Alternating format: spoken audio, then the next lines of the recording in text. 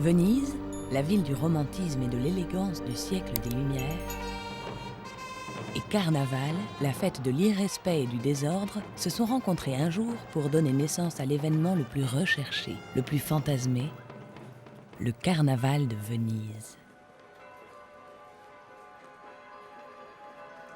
Puis les aléas de l'histoire en ont fait un mythe. Mais comment faire cohabiter une fête qui prône la folie et le renversement de l'ordre avec l'austère cité de marchands aux apparences si raffinées? Lorsque l'on retrace l'épopée du Carnaval de Venise, ne découvre-t-on pas deux visages à la ville et à sa fête fétiche?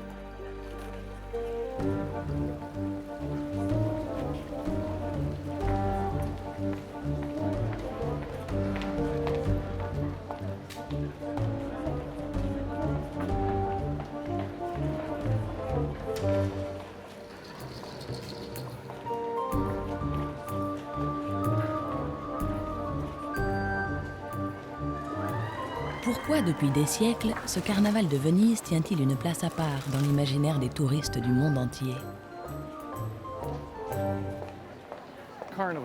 Carnaval est exubérant, joyeux, parfois violent. Il attire les gens depuis des siècles. Il n'y a aucun carnaval dans le monde comme celui de Venise.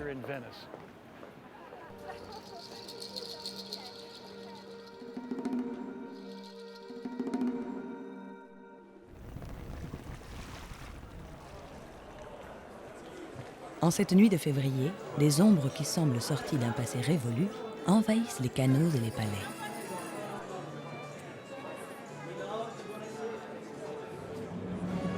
Comme chaque année, ils sont venus de partout pour assouvir leurs rêves, celui qui ne se trouve que dans les contes de fées chez les marchands d'illusions.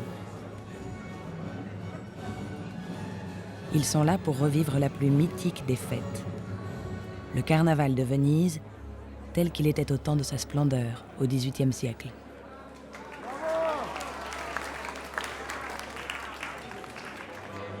Arlequin et Colombine, fidèles à leur rôle, accueillent les visiteurs.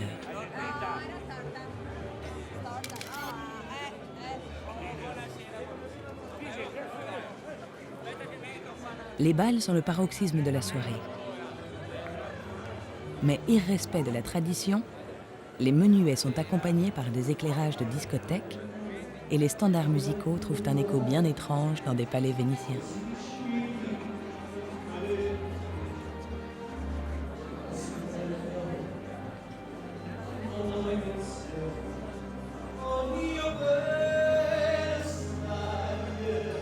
Néanmoins, cette nuit, c'est le temps de carnaval.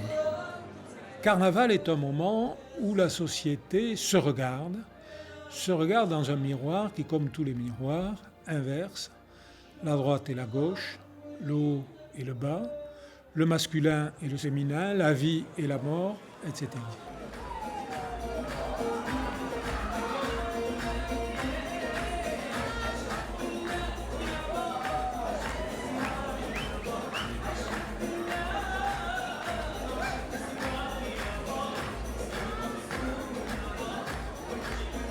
Peut-être est-ce cela, carnaval. L'inattendu et l'incongru. Quand la fête se prolonge, ce ne sont pas les mélopées de l'Orient parcourus jadis par les caravanes des marchands vénitiens qui résonnent. Ce sont d'autres exhibitions moins académiques. Pourtant, elles n'effacent en rien les rêves des touristes venus du monde entier.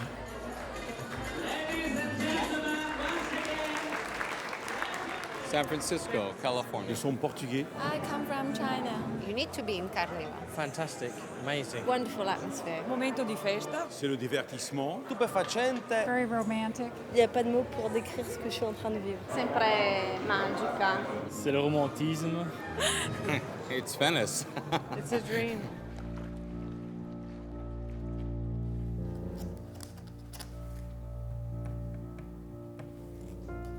Venise, février 1758. Mon cher ami, ce matin je me suis embarqué sur le canal de la Brenta pour me rendre à Venise. Il y a 25 000 jusqu'à cette fameuse ville qui est un des grands termes de mon voyage. J'ai grande impatience de la voir et je compte trouver là une quantité de lettres de tous mes parents et amis. Sur le canal, il y avait un vent contraire de tous les diables. C'est la règle. Au bout de quelques milles, nous eûmes l'honneur d'entrer dans la lagune. Peu après, j'aperçois enfin Venise, la Sérénissime. L'atmosphère y est magique, et qu'importe l'air léger, la brume et le froid de l'hiver.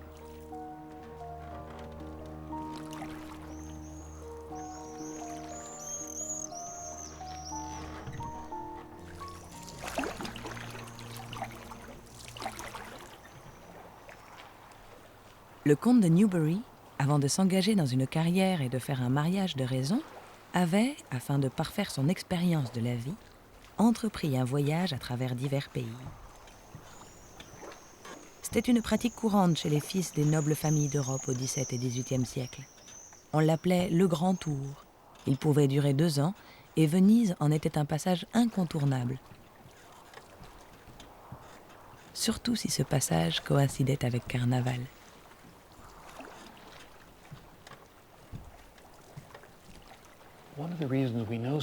Une des raisons pour lesquelles nous connaissons si bien les aventures des étrangers pendant le carnaval de Venise est que nombre d'entre eux ont écrit des récits de voyage ou des journaux intimes.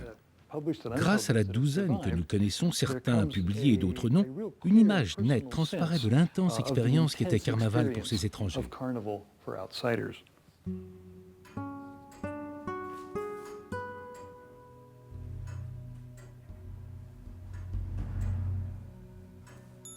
Nous sommes logés Fondamenta dei Mori. Sur le canal, tout est calme, pas le moindre bruit. Il est surprenant de voir cette ville ouverte de tous côtés, sans porte, sans fortification, sans un seul soldat de garnison.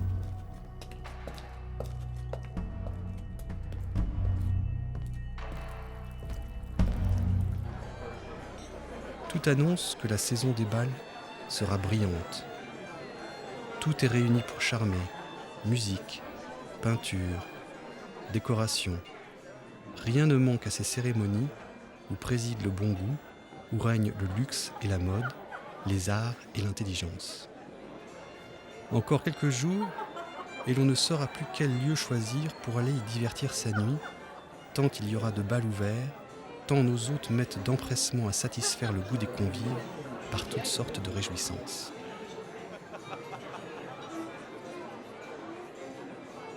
Première fausse note dans l'ordre carnavalesque, Venise a dès le XVIIe siècle élevé au rang d'institution la pratique noble et respectable du bal qui devient la vitrine de son carnaval.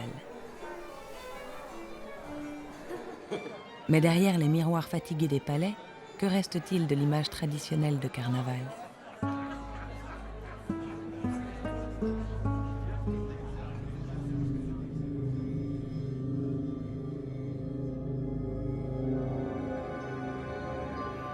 À Venise, l'historien peut remonter le temps, reconstruire le passé.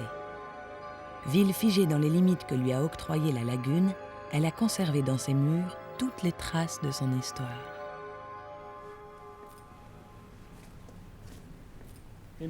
Venise, avec son carnaval, tient une place à part parmi les autres villes européennes. Cet événement a été décrit sous de multiples aspects dans les archives de la cité et dans les musées. Ces documents ont été préservés jusqu'à aujourd'hui et on ne trouve d'équivalent nulle part ailleurs. Ici, dans cette pièce, on trouve de merveilleuses peintures d'un artiste local appelé Gabriel Bella du XVIIIe siècle. Beaucoup de ses œuvres présentent des aspects de la vie de tous les jours. Certaines sont de véritables instantanés. Ces tableaux sont de précieux documents. Au premier regard apparaît l'image d'une ville riche et puissante qui domina sans partage le commerce de la Méditerranée jusqu'à la Renaissance. Aussi, l'autorité et ses représentants sont omniprésents avec leurs costumes austères. Mais souvent, comme un détail incongru, des visages masqués apparaissent au milieu des scènes officielles. L'autre sujet de prédilection, c'est la fête. Une fête populaire combinant violence et réjouissance sans bornes. Les démonstrations de courage, comme le vol de l'ange, une promenade suspendue par un fil dans les airs, et la pyramide humaine, appelée Force d'Hercule, pouvaient trouver grâce aux yeux du pouvoir et se dérouler place San Marco.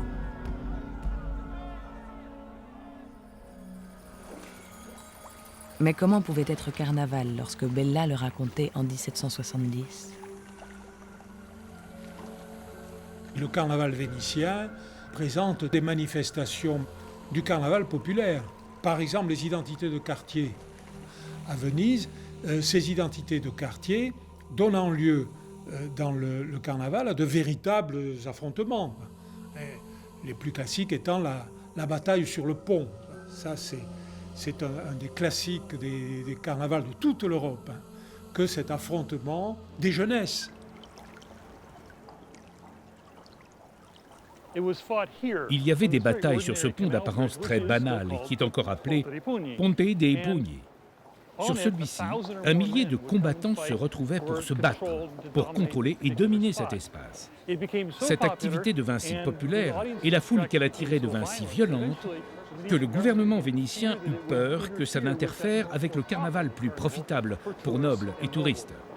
Si bien qu'en 1705, cet événement fut finalement interdit. Tout ce qu'il en reste, les seules traces que l'on puisse voir de cet événement si populaire, ce sont ces 4 marques de pied, là, sur le pont. Ce sont les points de départ à partir desquels les combattants s'élançaient dans leur grande bataille pour contrôler la zone. Ces batailles sont révélatrices d'un rapport de force qui s'instaure entre Carnaval et l'autorité. Nombre de décrets ont cherché à circonscrire les activités qui risquaient de déranger le noble voyageur. Mais Venise, ville de marchands et de marins durs à l'ouvrage, ne pouvait réellement empêcher ses concitoyens de perdre, pour quelque temps, la retenue et la rigueur de mise le reste de l'année.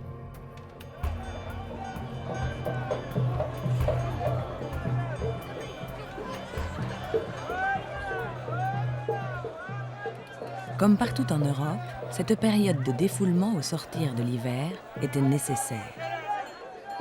Après des mois de privation, on s'autorise les ripailles, les jeux grivois et les ébats amoureux.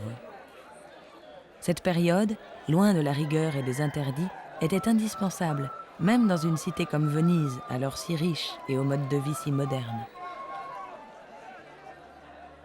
Et l'Église, qui à la fin de l'Antiquité avait cherché à asseoir son autorité en remplaçant les fêtes païennes par des fêtes chrétiennes, ne put se débarrasser de Carnaval. L'Église a ouvert à Carnaval son espace et son temps, en concédant à la fête, qui fondamentalement est une critique de l'ordre moral et de l'ordre ecclésiastique, en concédant à la fête ce temps souvent avec abondance et largesse, il est évident qu'elle se donne les moyens de le contrôler. Ce que les moines du fond de leur retraite analysent avec pertinence. Ces réjouissances sont indispensables, afin que la sottise qui est notre seconde nature, et pareille née à l'homme, puisse au moins une fois par an se donner libre cours. Les tonneaux de vin éclateraient si de temps en temps on ne lâchait la bonde, si on y laissait pénétrer un peu d'air. Nous tous, les hommes, sommes des tonneaux mal joints, que le vin de la sagesse ferait éclater, s'il se trouvait dans l'incessante fermentation de la piété et de la peur divine.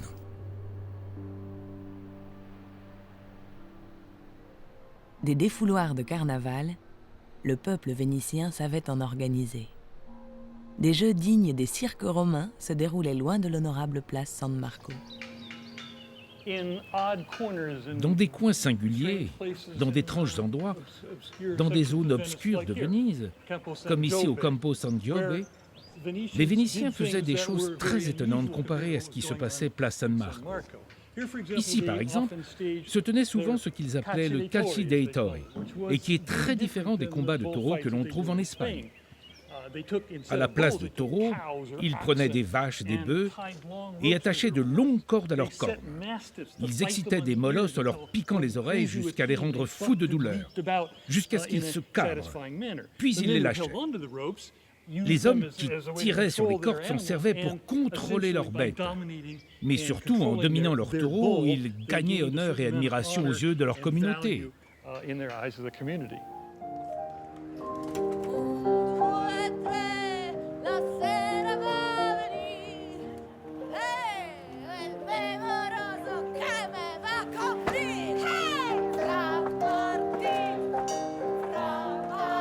Aujourd'hui comme alors, Au détour d'une place jaillissent des éclats de rire, ce rire populaire, irrespectueux et parfois grinçant que symbolise la commedia dell'arte, spécialité italienne des extravagances de carnaval. Le carnaval était un temps de rupture. C'était un temps qui autorisait une série de comportements qui étaient autrement interdits. C'est une inversion sur tous les plans. Sur le plan des qualités sexuelles des personnes, sur le plan du haut et du bas de la société, les riches et les pauvres. Et c'est une inversion politique, dans certains cas, puisque les pouvoirs en place laissent un espace de contestation à ceux qui, au cours de l'année, sont exclus de la décision politique. Per tutto il mondo sol fiore all'occhiello, ma per i miei visitatori, non ostello, ma bordello. Che dice che a furia d'essere visitata.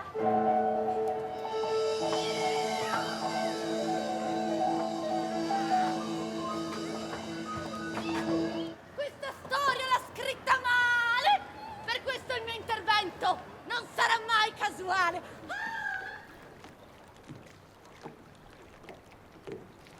Carnaval était populaire, outrancier, comme partout en Europe.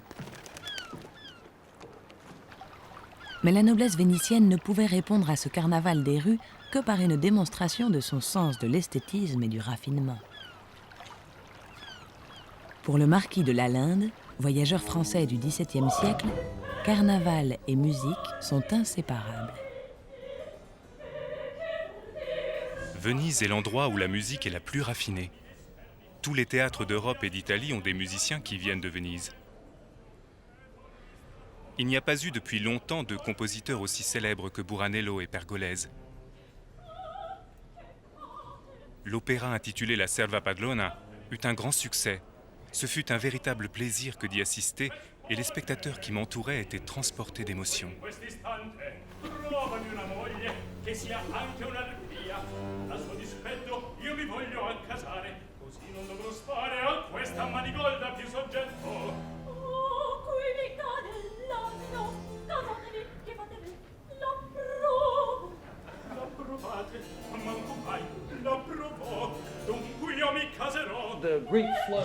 Les nuées de riches touristes qui venaient dans cette ville au XVIIe siècle ont donné naissance à une nouvelle forme d'art, l'opéra.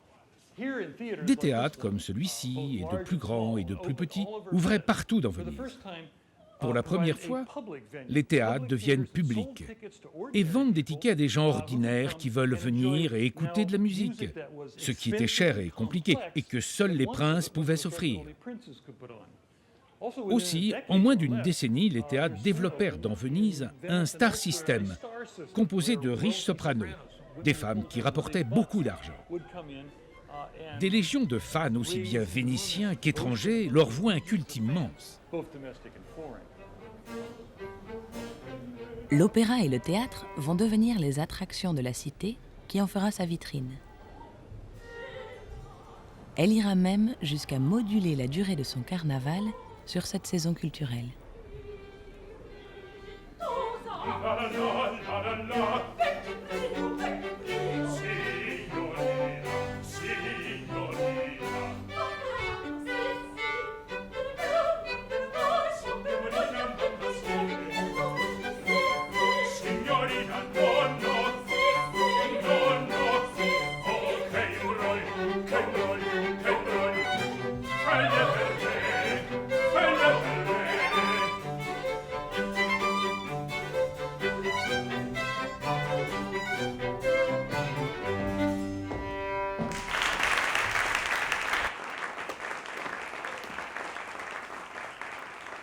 C'est ici que les voyageurs découvrent les cantatrices les plus remarquables.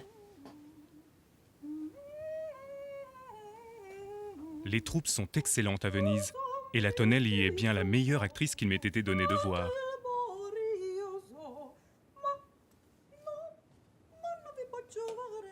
Il n'y en a pas une qui la surpasse pour la fécondité du jeu. Elle fut tellement applaudie qu'elle ne pouvait ordinairement commencer à chanter que quand on était là de crier.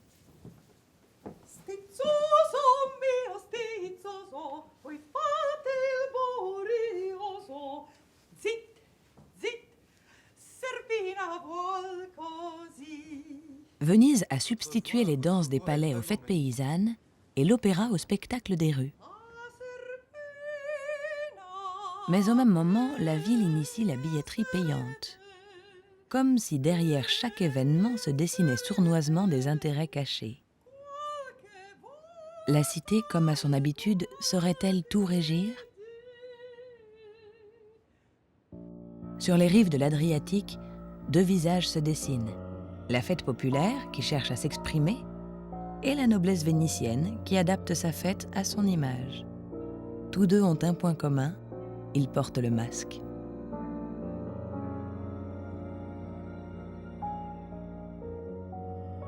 Le masque est l'accessoire qui permet de changer de rôle, de modifier sa personnalité. Mais à Venise, tout prend une dimension incroyable. Carnaval s'étend certaines années sur une période de 6 mois. Et le port du masque, aujourd'hui comme par le passé, est omniprésent, même là où on ne l'attend guère.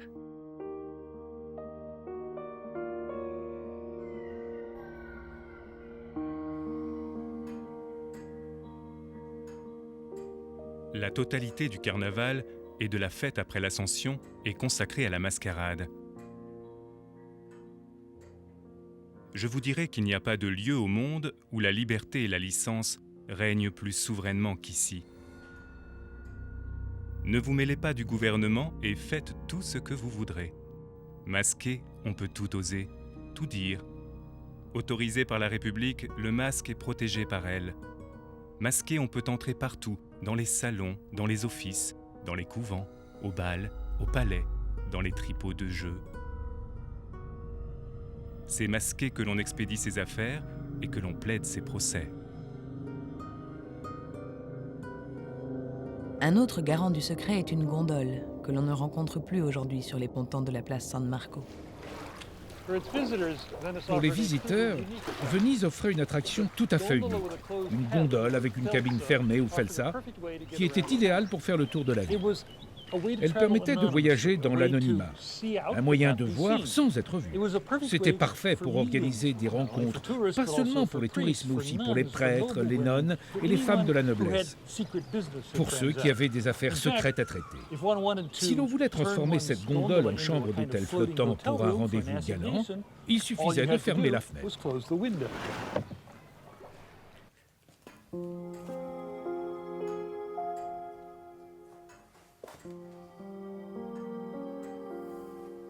On m'a dit qu'il est coutume que chaque homme puisse demander les faveurs d'une femme qu'il rencontre seule et masquée.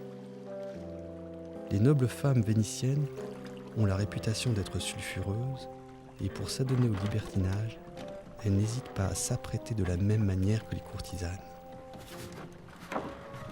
Dans la Venise de carnaval, le vice et la vertu se déguisent mieux que jamais et changent radicalement de nom et d'usage.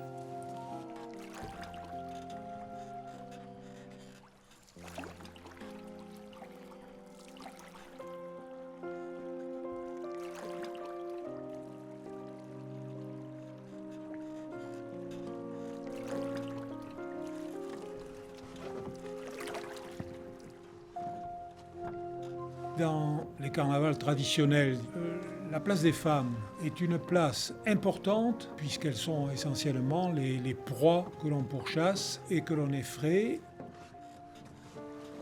Dans le carnaval de Venise triomphe la galanterie, avec ces personnages de femmes de la haute société vénitienne qui vivent le carnaval de manière très libre et qui s'autorisent sous le masque à des relations qui leur seraient autrement interdites.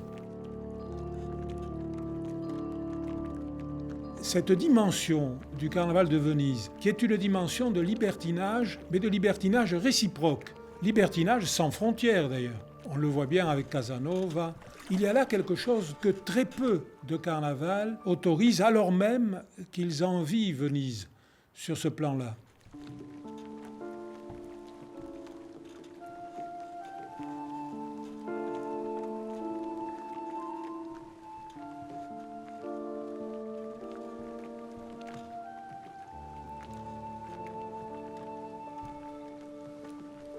On peut tout faire à Venise, Mais rien ne doit paraître.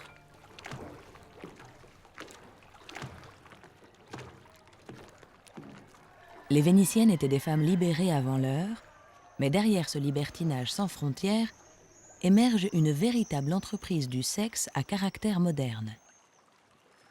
La ville avait industrialisé ce que l'on appelle pudiquement le plus vieux métier du monde. Aujourd'hui, cela ressemble à un quartier banal de la ville, mais c'était autrefois le cœur du quartier aux lanternes rouges. C'est ici que les prostituées étaient envoyées par le gouvernement au Moyen-Âge, qui voulait contrôler ce qui était considéré comme un vice nécessaire. Ces dames racolaient ici en exposant leur charme aux touristes de passage, depuis le pont ou depuis les fenêtres. Aussi, ce pont a-t-il hérité de ce nom, le Ponte delle Tette, ou le pont des tétons. Avec le XVIIe siècle, il devint si fréquenté, avec 10 000 prostituées à chaque saison de carnaval, qu'elles commencèrent à descendre jusqu'à la place Saint-Marco, ou Rialto, espace réservé aux touristes. Le gouvernement a essayé de contrôler cet envahissement, mais il ne pouvait pas réellement le faire dans la mesure où il percevait tellement d'argent grâce aux taxes que payaient les prostituées qu'il en était en fait dépendant.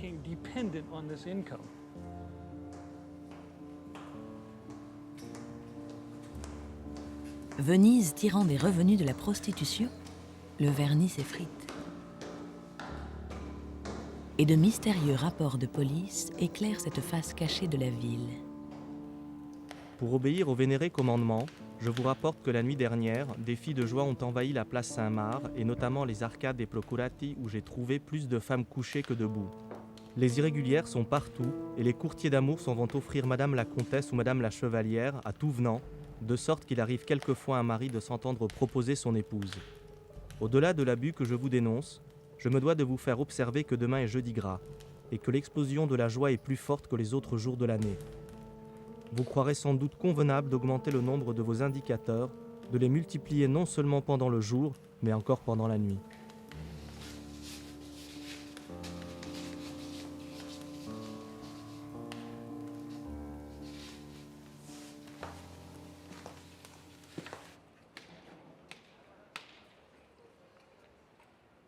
Cité de marchands habitués aux livres de comptes, tout est noté et conservé.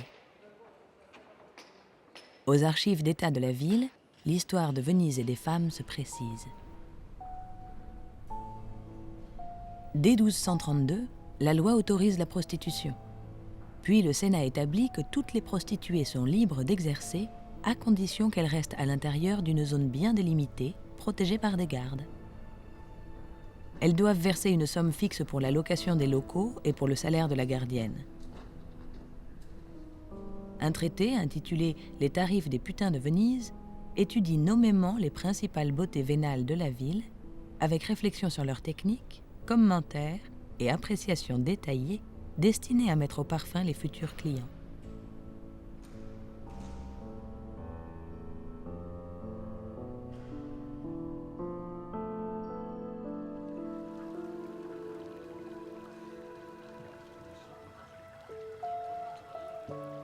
La suspicion grandit.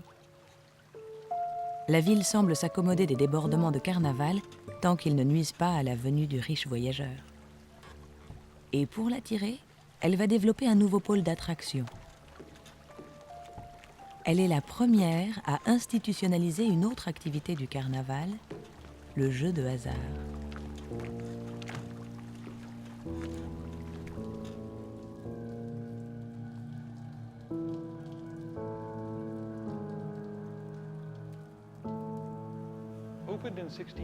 Ouvert en 1638, le Ridotto, ou maison de jeux publique, fut la première de ce type. Elle est le symbole de la volonté d'État de tirer les profits de la passion du jeu des étrangers. Ici, vous pouvez trouver tous les éléments de la grande vie du XVIIIe siècle, de la table de jeu haut de gamme à la rencontre avec d'ensorcelantes nobles vénitiennes déguisées.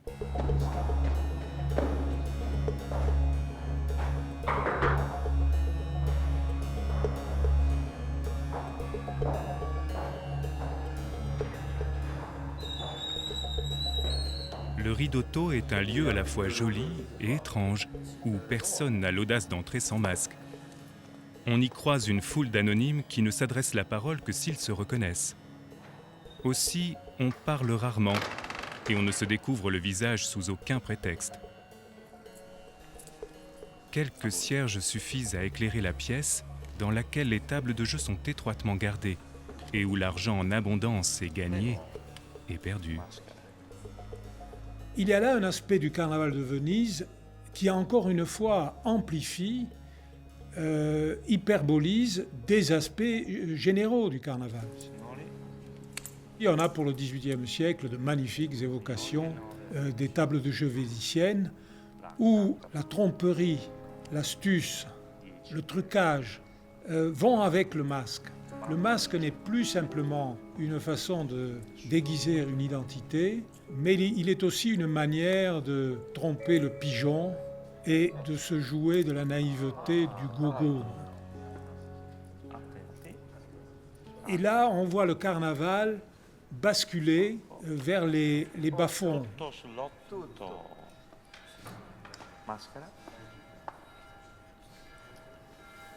Seul le maître de cérémonie, un noble vénitien, est là à visage découvert. Ces descendants des marchands déchus par la diminution du commerce de la Méditerranée ont trouvé une reconversion rémunératrice dans le jeu. Tous possèdent leur petite salle, à l'écart de leur palais, mais pas à l'abri du pouvoir vénitien qui taxe cette industrie et empoche plus de 50 000 ducats par an.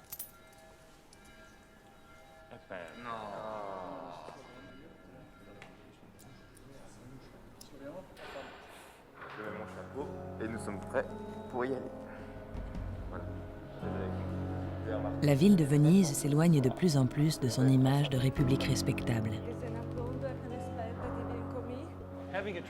Après avoir attiré des hordes de touristes, le gouvernement de Venise fut assailli par un double désir, une volonté d'en tirer profit et une paranoïa de les contrôler. Le cœur de ce système était ici, à la prison d'État. De ce morne palais aux fenêtres barrées de grilles, sortait une armée d'espions qui se répandaient dans toute la ville. Ils écrivaient des rapports sur les étrangers les plus dissipés. Il en résulte une inépuisable source d'informations sur les aventures des touristes pendant les festivités du carnaval.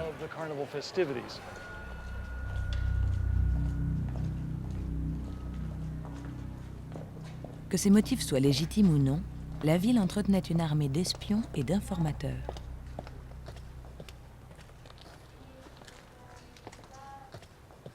Le pouvoir civil vénitien a toujours eu un problème avec le carnaval. Le XVIIIe siècle a été le moment où fleurirent à Venise des techniques de surveillance rapprochées, particulièrement insidieuses, avec toute cette armada d'indicateurs qui passaient leur temps à surveiller leurs voisins, leur quartier, et qui remettaient surtout des rapports. On sait que Casanova, d'ailleurs, pendant quelque temps, a fait partie de ces indicateurs officiels.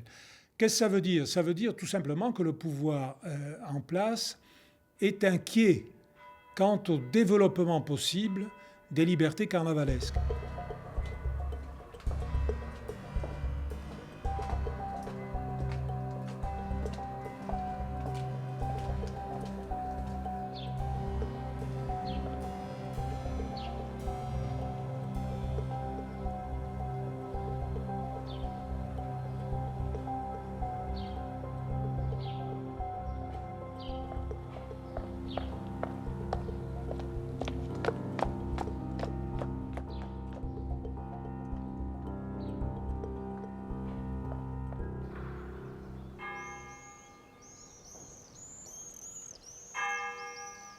Des aventures, il en advenait d'encore plus surprenantes dans un des lieux les plus éloignés de l'idée de fête et de liberté. Un lieu synonyme d'austérité, de chasteté et de recueillement, les couvents et les monastères.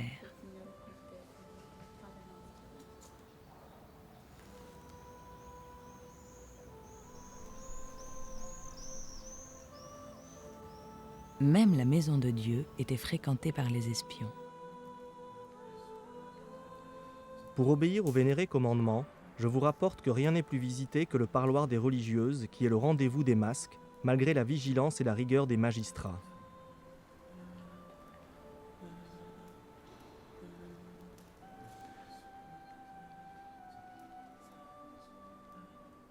Les jeunes gentilshommes ont leurs habitudes dans les monastères et y rendent de fréquentes visites pour divertir nos sœurs par 1000 contes plaisants et douceurs qu'elles acceptent sans pudeur.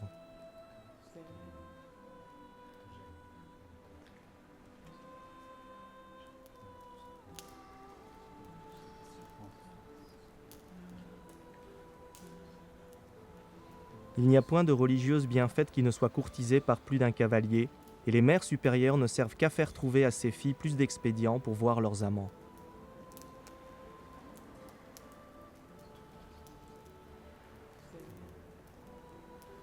Certains évêques ont tout essayé pour éradiquer le carnaval. Les sermons de carême étaient des sermons pénitentiels qui désignaient la période de carnaval comme une période de débauche tout à fait scandaleuse. À l'intérieur même de l'Église, on voit deux politiques. Une politique d'inscription du carnaval dans le temps légitime que l'Église contrôle, scande et mesure, et une politique d'expulsion du carnaval comme une fête païenne, scandaleuse, une fête dont le chrétien doit absolument se défendre.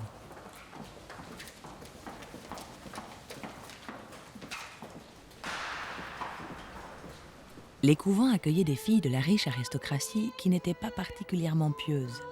Elles étaient plus attirées par le chant, la danse et le théâtre, et la majorité d'entre elles ne demandaient pas mieux que d'avoir une liaison avec un étranger qui accomplisse leurs fantasmes.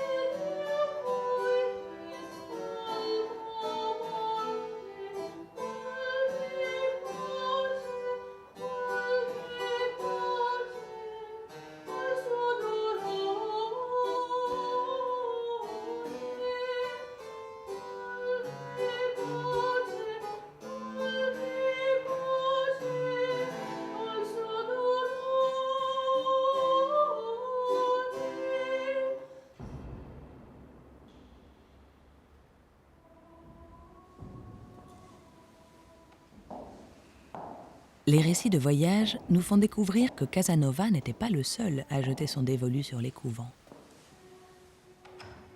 En vérité, c'est du côté des religieuses que je me suis le plus volontiers tourné lors de mon séjour ici.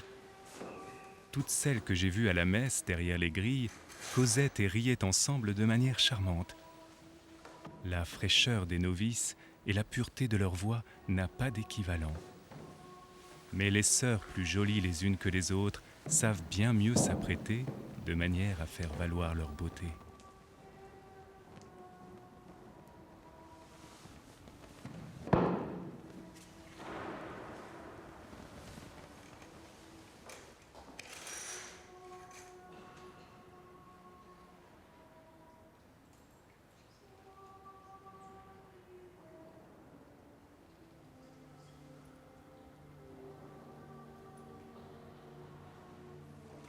La recherche du plaisir, le franchissement de l'interdit ont envahi tous les acteurs de la société vénitienne. Les brumes venues de la lagune ne peuvent cacher indéfiniment ces jeux subtils d'équilibre entre carnaval et Venise. La ville flatte le carnaval populaire et le combat. Elle affiche la recherche permanente du plaisir et entretient pourtant une police omniprésente. Alors pourquoi combiner ostensiblement raffinement et vulgarité? La seule loi qui semble diriger en permanence les activités vénitiennes du XVIIIe siècle est celle du profit.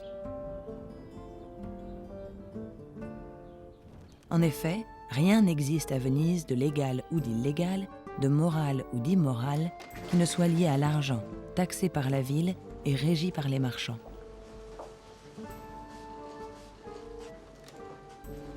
Il est sûr que l'intérêt bien compris des marchands vénitiens a quand même été d'accueillir autant que possible le chaland européen, et si possible un chaland riche, qui laissait beaucoup d'argent sur les tables de jeu, qui consommait au maximum.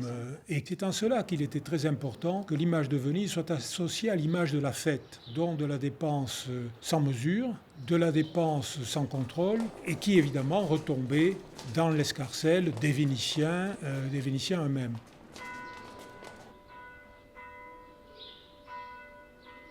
Venise, de cité puissante, créatrice de richesses, redoutée dans tout l'espace méditerranéen, est en train de devenir un merveilleux décor. Ce merveilleux décor ayant besoin, pour exister, des spectateurs les plus distingués. La Sérénissime ne régnait plus en maître sur la Méditerranée et n'avait donc plus de source de profit. Elle s'en inventa une autre. Et le mythe de Venise s'épanouit avec le XVIIIe siècle. Je dirais qu'on a la préfiguration de la première société de loisirs, comme elle fut définie bien plus tard et comme elle s'est démocratisée au XXe siècle.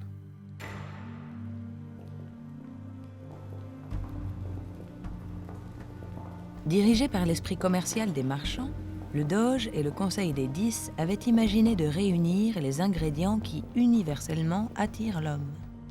Le jeu, le spectacle et les femmes. Et Venise poussa à l'extrême cette équation. Fait incroyable, mais ô combien significatif, en 1789, le Doge meurt alors que le carnaval bat son plein, et la nouvelle est tenue secrète, pour qu'aucune goutte de joie ne soit perdue. Venise aurait inventé Las Vegas 4 siècles avant la mafia.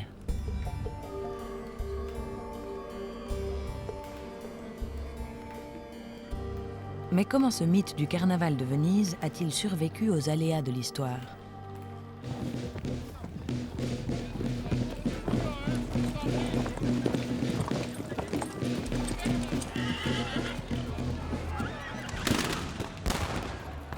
Avec la Révolution française et les campagnes d'Italie, la République de Venise tombe et le carnaval va s'éteindre.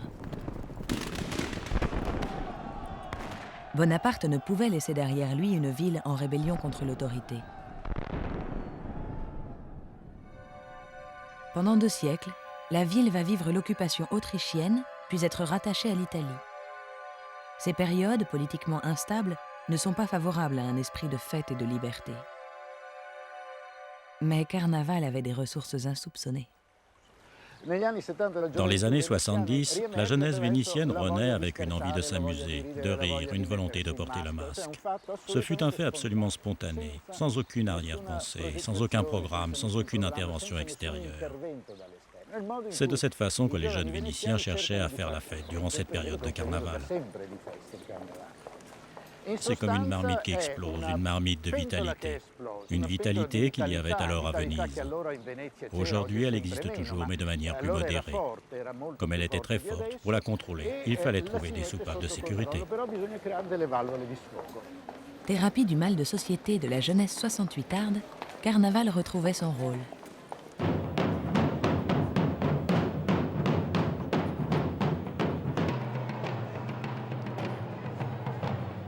Mais Venise sera toujours Venise, et la cité va orchestrer le retour d'un tourisme frénétique. La place San Marco revit les rassemblements populaires en combinant évocation de son passé glorieux et réappropriation des symboles de carnaval. Et le vol de l'ange d'aujourd'hui est fortement inspiré des shows de Broadway.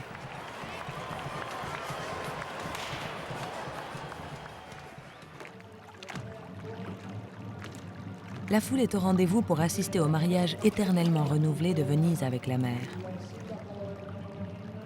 La Sérénissime retrouve ses régates qui, dès l'automne, comme par le passé, annoncent les réjouissances carnavalesques de l'hiver.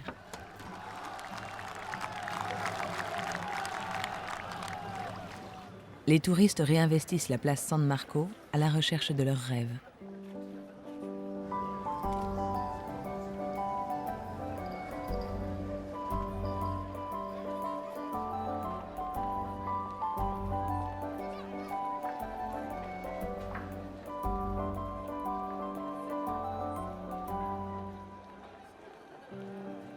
Mais aujourd'hui, concession à la modernité, l'appareil photo est devenu le compagnon indispensable du voyageur. Il faut être là, mais surtout, il faut que cela se sache. Venise a réussi avec la restauration du carnaval, la revitalisation du carnaval, un coût commercial tout à fait formidable qui consiste à vendre une image, l'image d'une cité hors du temps. Le public vient consommer ce qu'il attend, c'est-à-dire la merveilleuse image d'une cité immobile, d'une cité figée dans le temps passé de sa splendeur historique. Tout ceci, bien sûr, au prix d'un effacement, parce que la révolution industrielle, elle a eu lieu aussi à Venise, et toutes les questions du monde contemporain se posent, et se posent même de manière dramatique, dans Venise. Mais le carnaval est un moment, un temps, où l'on vend le rêve d'une sortie de l'histoire.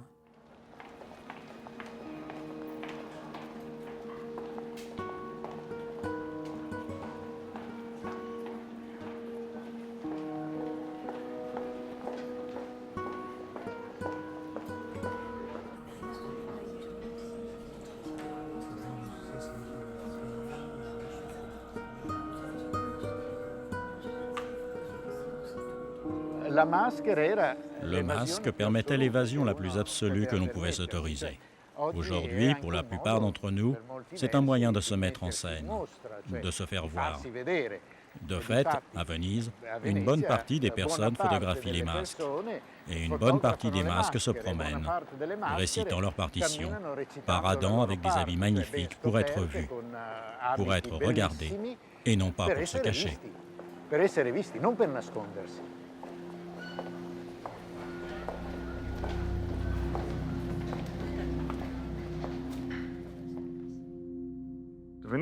Les Vénitiens connurent un grand succès avec leur carnaval au XVIIIe siècle, comme aujourd'hui. Ils y sont arrivés en supprimant l'aspect chaotique et troublant du carnaval populaire et en donnant aux voyageurs du Grand Tour ce qu'ils voulaient trouver, en résumé, des prostituées, du jeu et des spectacles. Néanmoins, pendant ce processus, quelque chose s'est perdu. Des dizaines de milliers de touristes seront toujours attirés à Venise pour le carnaval. Mais celle qui fut jadis une ville pleine de vie est devenue une sorte de société-musée où les Vénitiens vivent leur existence sur une scène. C'est une scène où les musiciens continuent de jouer alors que les acteurs ne sont plus là.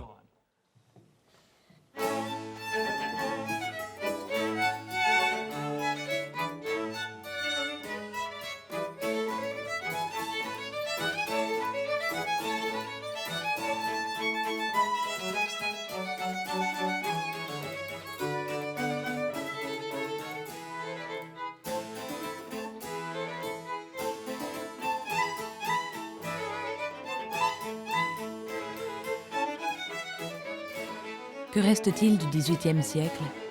Que reste-t-il de carnaval? Que reste-t-il de Venise?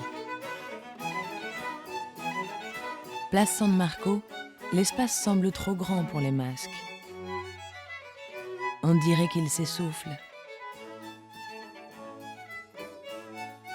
Quand la nuit est complète, des groupes se font et se défont.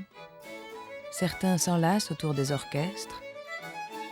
D'autres, isolés, gesticulent sur place.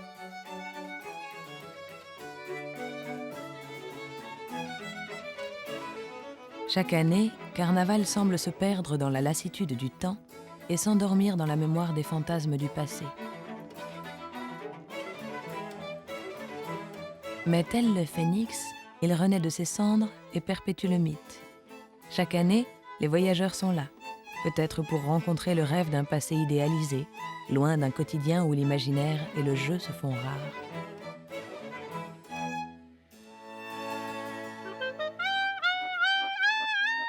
Ainsi, hors du temps, la fête demeure.